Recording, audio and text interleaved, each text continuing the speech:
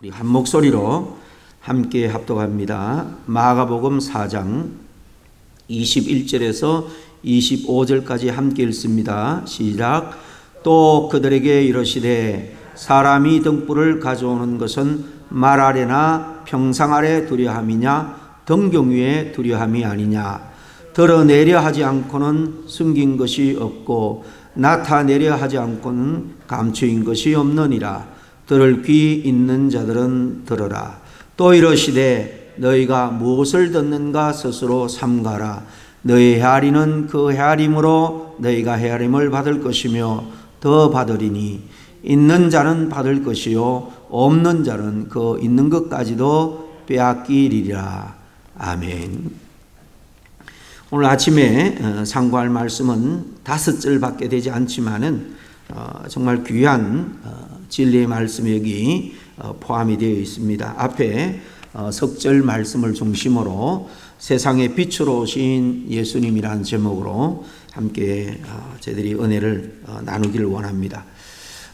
세상에서 우리가 살아가면서 누리는 것 중에 정말 귀한 것들, 돈으로도 살 수 없는 정말 귀한 것들, 그러나 참 흔해서 그 귀함을 잘 알지 못하는 것들이 참 많죠. 그런 것이 없을 때까지는 아마 그 마음을 깨닫지 못할 것입니다. 그 중에는 공기가 그렇고 물, 빛 이런 것들 너무 흔하지만은 얼마나 우리가 살아가는데 귀한지 모릅니다. 이 공기, 물은 말할 것도 없고요. 빛도 우리가 살아가는데 없어서는 안 될 필수적인 너무나 중요한 것입니다. 빛이 있어야지 우리가 지금 이 새벽에도 깜깜한 어둠을 밝히고 우리가 예배를 드릴 수 있는 거예요. 빛이 있어야지 만물의 생명들이 약동하며 살아갈 수 있습니다. 빛이 있어야지 추위가 오면 우리가 온기를 얻을 수 있는 거죠. 그리고 빛이 있어야 우리가 아름다운 그런 사계절의 그 축복도 우리가 누릴 수가 있는 것입니다. 그런데 이 빛에는 한 3가지로 나누어서 볼 수 있습니다. 우리가 흔히 잘 아는 자연빛입니다. 태양빛입니다. 이거는 만물에게 생명을 공급해 주죠. 식물을 강합성을 일으켜서 다른 육식동물들에게 양식을 공급해 주고 열매를 공급해 줍니다. 또 육식을 하는 동물도 그렇고 우리 인간도 빛 그 자체가 우리 건강을 유지하는데 굉장히 중요하죠. 그런가 하면 인공의 빛이 있습니다. 사람이 인위적으로 이 발광체를 만들어 빛을 비추죠. 미국 건국의 아버지 중에 한 사람인 벤저민 프랭클린은 정치가 이전에 물리학자입니다. 빛의 전기의 그 유기체설을 연구해서 발표하고, 그래서 이후에 에디슨 같은 사람들의 노력으로 이런 전구의 빛을 우리가 얻게 된 겁니다. 이것 없으면 사실 우리가 살아가는데 굉장한 불편함을 겪게 되죠. 밤에도 이렇게 빛 때문에 대낮처럼 우리가 활용을 할 수 있는 겁니다. 요즘 개발된 이 전자제품들, 이 인공의 빛, 또 다른 모양은 전기로 나타날 수 있는데 이런 게 없으면 우리가 생활하는데 얼마나 불편할까. 우리가 말하지 않아도 잘 알 겁니다. 우리에게 유익을 주는 이런 인공의 빛, 또 자연의 빛, 이런 거 말고 또 하나의 빛이 있다. 성경은 우리에게 증언해 줍니다. 바로 세상을 비추는 빛입니다. 생명의 빛입니다.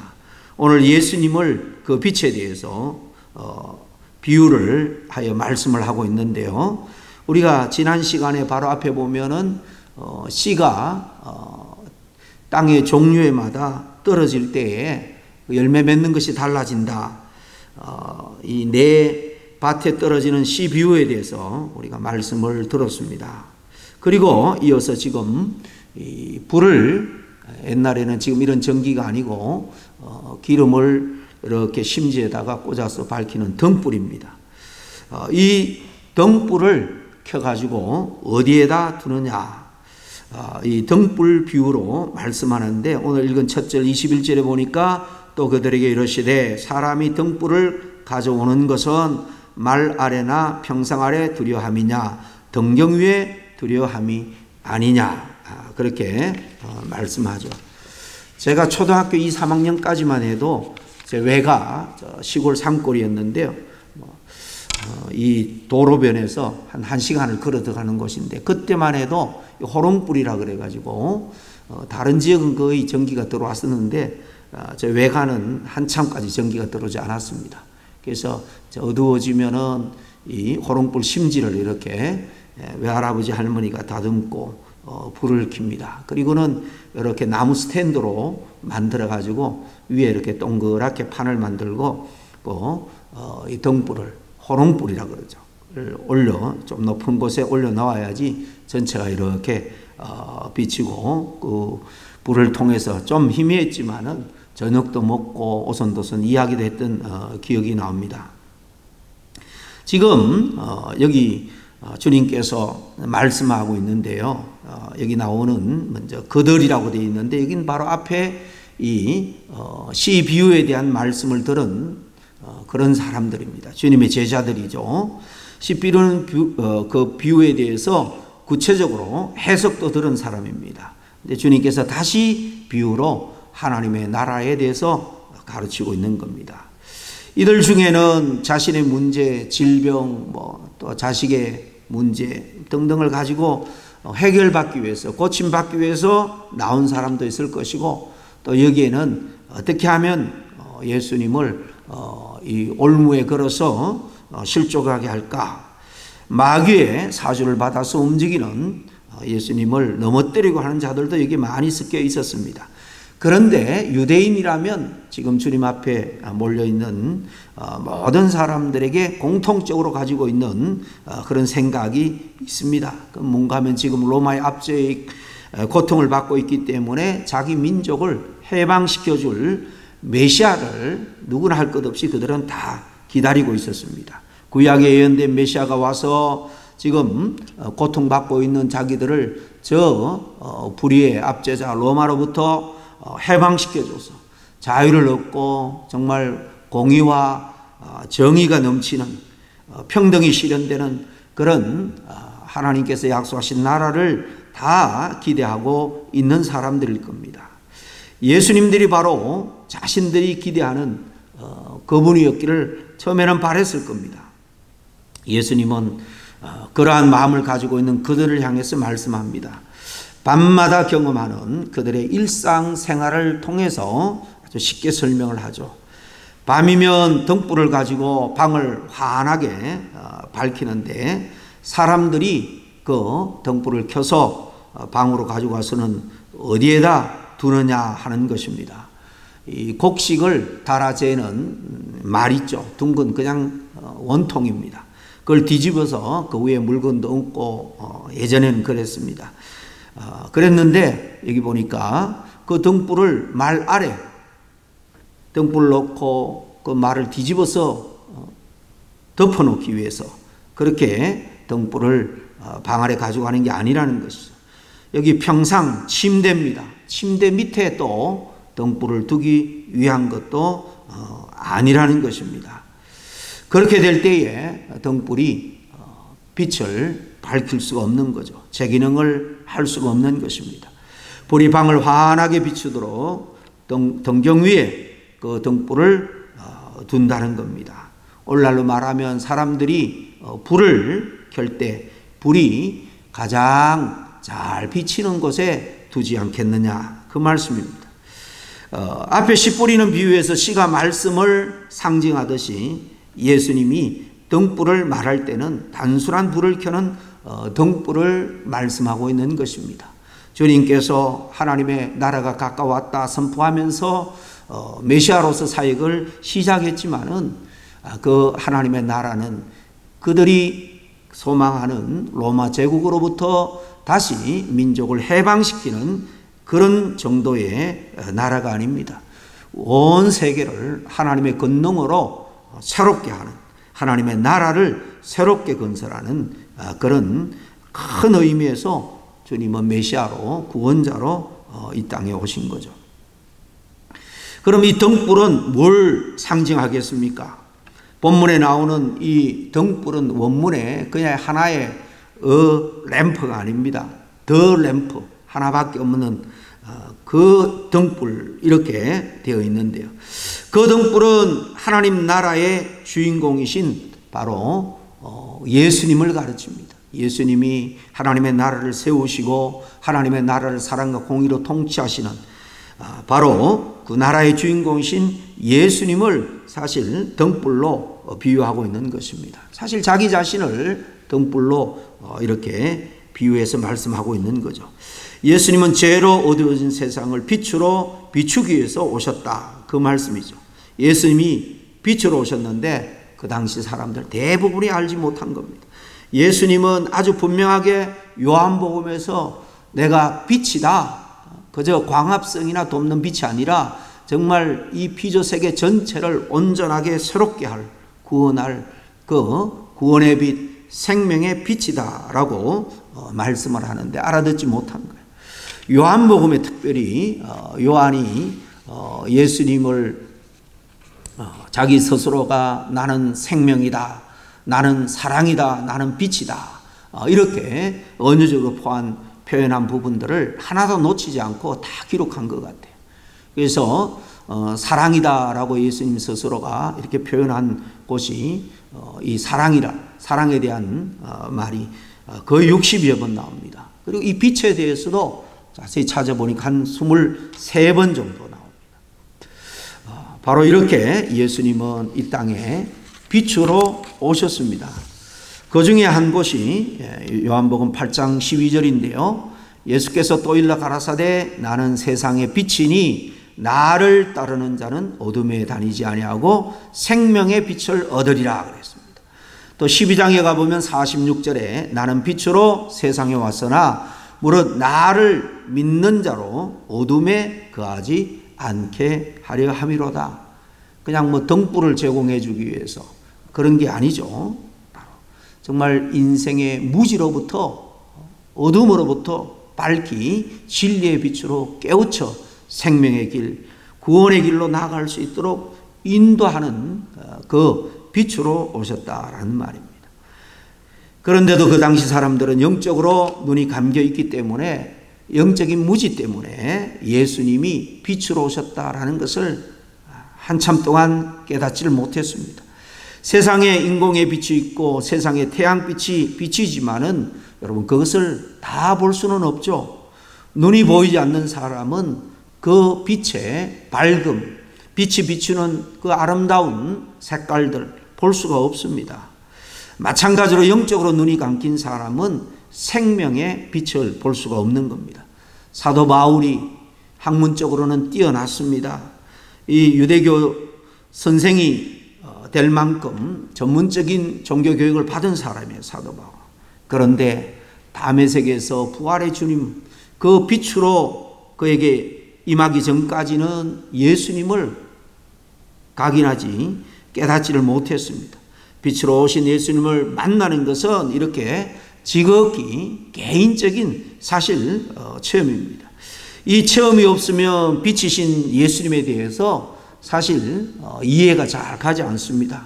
그래서 우리 기독교는 머리로도 믿지만은 가슴으로도 믿는 종교입니다. 머리와 가슴이 함께 우리가 예수님을 알고 예수님을 받아들이고 이렇게 경험으로 감격하며 신앙생활 할 때에 우리는 주님과 동행하는 삶, 끝까지 주님의 은혜와 인도함을 받는 삶을 우리가 누릴 수 있는 겁니다. 예수님 앞에 있는 그들은 이 구약을 잘 알고 있었습니다. 구약에는 앞으로 올 메시아에 대한 예언이 많이 나와 있죠. 예수님이 오기 전 700여 년 전에 이사야 선지자가 이사야서 49장 6절에 이렇게 분명하게 예언하고 있습니다. 그가 가라사대 내가 나의 종이 되어서 야곱의 지파들을 일으키며 야곱의 지파들 바로 이스라엘 백성들이죠. 이스라엘 백성들은 영적으로 언약 백성입니다. 세상의 많은 사람 중에 먼저 하나님이 선택해서 그들과 약속을 했죠. 그래서 약속의 법으로 구약에 이 토라 율법을 준 겁니다. 이렇게 언약 백성들을 1차적으로 일으키지만은 이스라엘 중에 보존된 자를 돌아오게 할 것은 오히려 이것은 뭐라고요? 경한 일이라. 이건 작은 일이라는 거예요. 내가 또 너로 이방의 빛을 삼아 나의 구원을 베풀어 땅끝까지 이르게 하리라. 이스라엘을 통해서 이방의 빛으로 삼겠다는 겁니다. 이스라엘이 우리가 아는 처럼 이 구약의 역사에 보면 그들이 빛의 역할을 감당할 자질이나 능력이 있겠습니까? 계속해서 그들은 하나님을 원망하고 하나님의 그 언약을 계속해서 지키지 않았습니다. 그런데 이방의 빛을 삼겠다는 것은 이 반사처럼 주님께서 그들에게 빛을 비추어 세상의 구원에 그들을 사용하겠다 그 말입니다. 빛은 바로 장차 올 메시아에게서 오는 겁니다. 예수님이 이렇게 빛으로 오셔서 이스라엘 민족을 먼저 구원하고 또 이스라엘 통해서 세상을 구원하겠다라고 말씀합니다. 그런데 예수님께서 신약에 와서 이 12지파는 영적으로 생각할 때 먼저 그들이 애굽에서 먼저 조상 아브라함을 선택하고 또 그 후손들을 끊임없이 선택하여 약속한 것을 지켜 애굽에서 큰 민족을 일으키고 그들에게 그 약속을 계속해서 지켜나간 것처럼 이렇게 하나님이 신약시대에 와서는 저와 여러분을 먼저 이렇게 선택한 겁니다. 그리고 약속한 거예요. 내가 너의 구원자가 되겠다. 너의 하나님이 되겠다. 이것을 우리에게 계속해서 약속하고 그 약속을 따라 하나님이 저와 여러분을 사용하고 있는 거예요. 그런 측면에서 하나님은 이 땅에 영적인 바로 야곱의 12지파 교회를 들어서 세상 구원을 이루어 가시는데 이 교회가 빛을 발해야 되는데 바로 이 빛은 주님께 온다라는 것을 우리는 분명히 기억해야 합니다. 예수님이 그 빛이라는 말씀입니다. 예수님은 그 빛인 것을 밝혀 드러내기 위해서 이 땅에 왔습니다. 그 다음 22절에 볼까요? 드러내려 하지 않고는 숨긴 것이 없고 나타내려 하지 않고는 감추인 것이 없느니라. 굉장히 말을 꼬나가지고 여러분이 잘 이해가 안 될 겁니다. 쉽게 번역된 현대 번역은 간단합니다. 아무리 감추어둔 것이라 할지라도 그것은 반드시 언젠가는 드러나게 되어 있다는 것입니다. 어두운 방에 불을 환히 비추면 어둠에 갇혀 있는 것들이 밝혀 드러날 수밖에 없는 것처럼 지금 그 당시 예수님께서 지금 말하는 그 당시 하나님 나라 진리가 온전히 그들에게는 각인이 되고 깨우쳐지지는 않지만은 빛으로 오신 예수님이 그들에게 분명하게 밝히 드러날 때가 있다는 겁니다. 예수님의 존재, 그분이 하신 일, 진리가 온전히 밝혀질 때가 온다는 거죠. 그러면서 예수님은 그 다음 절에 들을 귀 있는 자는 들으라 그렇게 말씀합니다. 빛으로 오신 예수님, 구원자 메시아로 오신 예수님, 바로 구원의 길과 진리와 생명의 빛으로 오신 그분을 의심하지 말고 너희들은 받아들이라 라고 말씀하고 있는 겁니다. 주님은 세상의 빛으로 왔습니다. 이 빛을 받아들이면 어떤 역사가 일어날까요? 빛은 피상적으로는 세상에 이 감춰진 것을 이렇게 밝혀 드러내 보여줍니다. 세상의 실체가 밝게 보이게 되죠. 빛이신 예수님이 내 안에 들어오면 먼저 내 자신의 실체가 밝혀 드러나게 됩니다. 내 자신의 실체를 주님께서 빛으로 비추게 되면 베드로처럼 나는 죄인입니다. 내 안에 추악한 죄를 고백하지 않을 수 없습니다. 왜 그렇습니까? 과거에는 보이지 않던 내 안에 그 깔아앉아 있는 추악한 생각들, 추악한 본성들, 또 행했던 모든 것들, 우리 잠재 안에 깔려있는 모든 것이 밝혀 보여지기 때문입니다. 그 빛 앞에 얼마나 죄인인가를 깨닫게 되면 주님 앞에 정말 두 손 들고 항복하며 나오지 않을 수밖에 없는 겁니다. 주님은 그리스도입니다. 나의 하나님입니다. 고백하지 않을 수 없습니다. 영의 눈이 떠여지기 때문입니다. 뿐만이 아닙니다. 빛이 비치면 바로 우리가 앞으로 살아가야 될 삶이 무엇인지, 사명이 무엇인지 사명의 눈을 뜹니다. 이사야 선지자도 이렇게 주님이 빛으로 찾아올 때에 주여 나를 보내소서 나의 사명을 감당할 수 있도록 사실 인도하시고 도우소서 그렇게 고백할 수밖에 없었습니다. 신앙의 세계는 이론이나 지식, 보편적인 그런 경험 수준이 아닙니다. 귀가 있다고 다 들리는 것이 아니고 또 눈이 있다고 해서 다 볼 수 있는 것이 아닙니다. 바리새인들은 성경에 대해서 지식적으로는 누구보다도 많이 알았습니다. 그러나 예수님이 생명의 빛으로, 구원의 빛으로 오신 것은 깨닫지를 못했습니다. 빛으로 오신 예수님을 믿음으로 받아들이지 못하니까 그들은 예수님을 대적한 겁니다. 이 빛인 주님께서 우리에게 비추면 우리의 이성이 살아나고요, 우리의 양심이 살아납니다. 우리의 이성과 양심이 재구실을 하게 됩니다. 세상을 바로 보게 되고 삶의 이치, 세계관, 가치관들이 바로 정립되게 되는 겁니다. 빛으로 오신 예수님을 모시고 세상을 밝히 보는 저와 여러분이 될 수 있기를 간절히 바랍니다.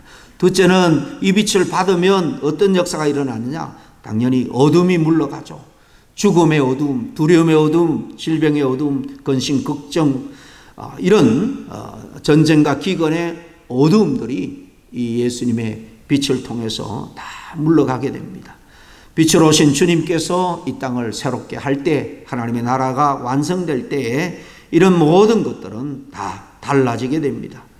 걱정과 근심에서 해방되고 정말 우리가 살아가는 이 시대의 어두운 이념과 사상, 어둠의 문화가 다 깨끗하게 새롭게 될 겁니다. 타락한 그 어거스틴, 허랑방탕하게 살았던 이 어거스틴에게 이 빛이 비추니까 완전히 새로운 사람이 되잖아요. 깡패대장이 있던 김익두가 이 빛을 받으니까 목사가 됩니다. 수많은 사람을 전도합니다. 이 빛은 바로 나라의 어둠, 우리 가정의 어둠, 먼저는 우리 개인의 어둠을 밝히는 겁니다. 국가적으로 볼 때는 바이킹족인 그 스웨덴 해적들이었잖아요. 그들이 복음의 빛이 들어가니까 신사로 바뀝니다. 온갖 제약과 우상으로 타락한 로마가 이 빛을 발하니까 그 2000년 동안 정말 그들은 엄청난 복을 누리게 됩니다. 우리가 살아가는 이 미국 땅, 그 인디언 소수만 살았던 불모지였습니다. 이 복음과 함께 이 땅에 들어온 사람들이 정말 주님의 빛을 비출 때에 이 짧은 기간에 세계를 선도하는 국가가 되었습니다.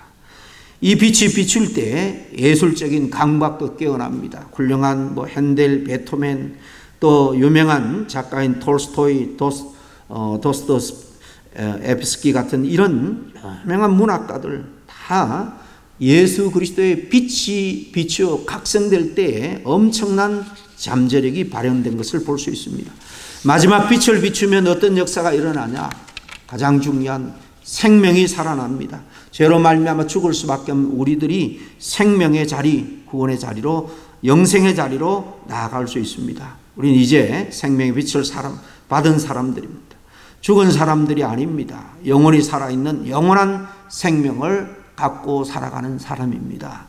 말씀을 통해서 계속해서 꺼져가는 우리 안에 내면의 이 영적인 빛을 계속해서 기름을 공급하듯이 밝히시고 내 자신이 밝은 삶, 행복하고 복된 삶을 살아갈 뿐만 아니라 나로 인해서 내 가정이 밝아지고 우리 교회가 또 우리가 살아가는 세상과 나라가 밝아지고 따뜻해지고 아름답게 되는 역사가 일어나기를 간절히 소원합니다. 빛으로 오신 예수님이 말씀합니다. 마태복음 5장 14절 이하 16절입니다. 너희는 세상의 빛이라 산에 있는 동네가 숨기지 못할 것이요 사람이 등불을 켜서 말 아래 두지 아니하고 등경 위에 두나니 이러므로 집안 모든 사람에게 빛이 느니라. 이같이 너희 빛을 사람 앞에 비치게 하여 저희로 너희 착한 행실을 보고 하늘에 계신 너희 아버지께 영광을 돌리게 하라. 우리가 빛을 받아서 우리가 비출 수 있는 빛은 여기 착한 행실이라겠습니다. 아름다운 삶의 모습이라 그랬습니다.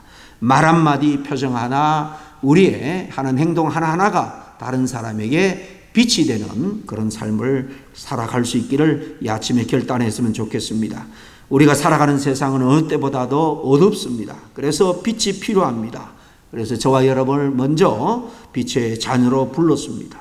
우리도 등경을 말이나 침대에 놓지 말고 우리가 있어야 할 자리에서 어둠을 몰아내고 세상을 밝혀가는 저와 여러분 모두가 될 수 있기를 간절히 축원합니다. 기도하겠습니다. 하나님 아버지 감사합니다. 빛으로 오신 주님을 찬양합니다. 우리가 정말 빛 대신 진리 대신 생명 대신 주님의 말씀과 주의 영으로 새로워지기를 원합니다. 새롭게 밝아지기를 원합니다. 우리 안에 있는 더럽고 추악한 모든 것을 드러내 십자가 앞에 내려놓고 하나님 앞에 영광스러운 밝은 삶, 행복을 전하고 따뜻함을 전하고 하나님의 은혜와 축복을 전하는 삶을 살아가는 우리 모두가 되게 하여 주옵소서. 예수님 이름으로 기도하옵나이다. 아멘.